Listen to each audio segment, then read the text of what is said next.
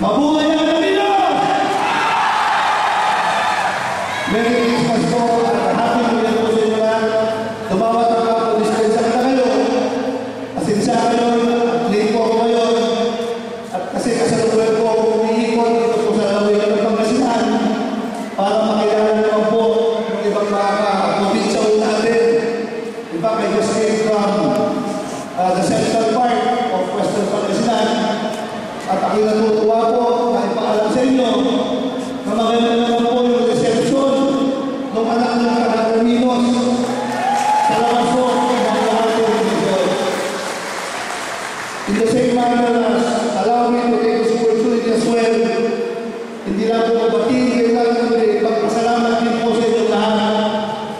Dahil po sa aming pag-ikot, ang naalala ko ng ating mga kapwa Presidente ay hindi po sinabi ng Lanza.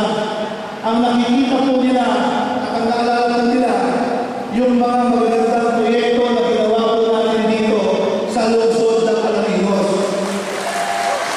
At yun po ang nagbibigay ng lakas at magandang pagsalubong sa atin ngayon.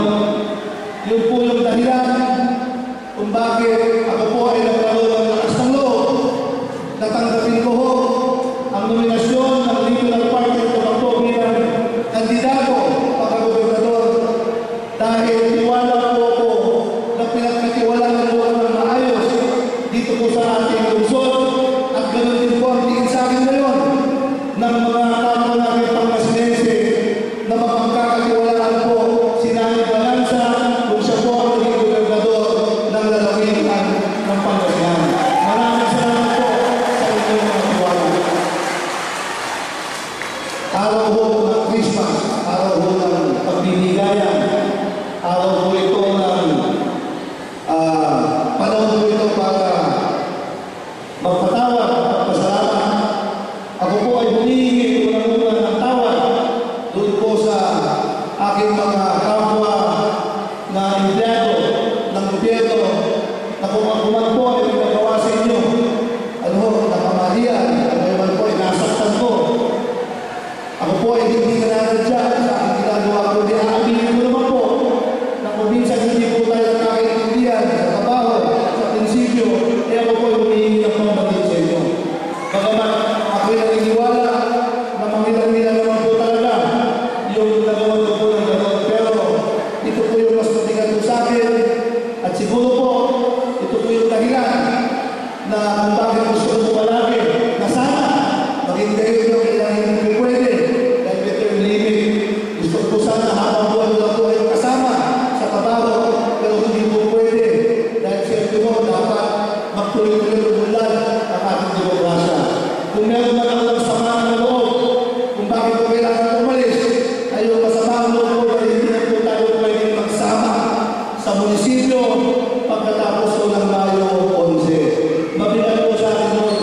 Sa haba ng panahon na ako po ay nag-umpiyay sa gobyerno, I am now 48 years old. 12 years from now, senior citizen na po ako. And I will start enjoying the discount, yung 20%. But 20 years of my life has been in public service. I first started as a councilor in the municipality of Alaminos. You made me congressman twice of the first district of Pangasinan. Because of your trust and confidence, I became a cabinet member. I'm happy to be given the highest position in government and you have entrusted me 8 years or 9 more years as your mayor in the city of Alaminos. Sabi ko, wala na po siguro katapat yung itiwala na ibigay niyo po sa akin. But rest assured, ladies and gentlemen, whatever happens to me after May 12 or May 14, May 12 or May 14 of next year, manalo, matalo, tandaan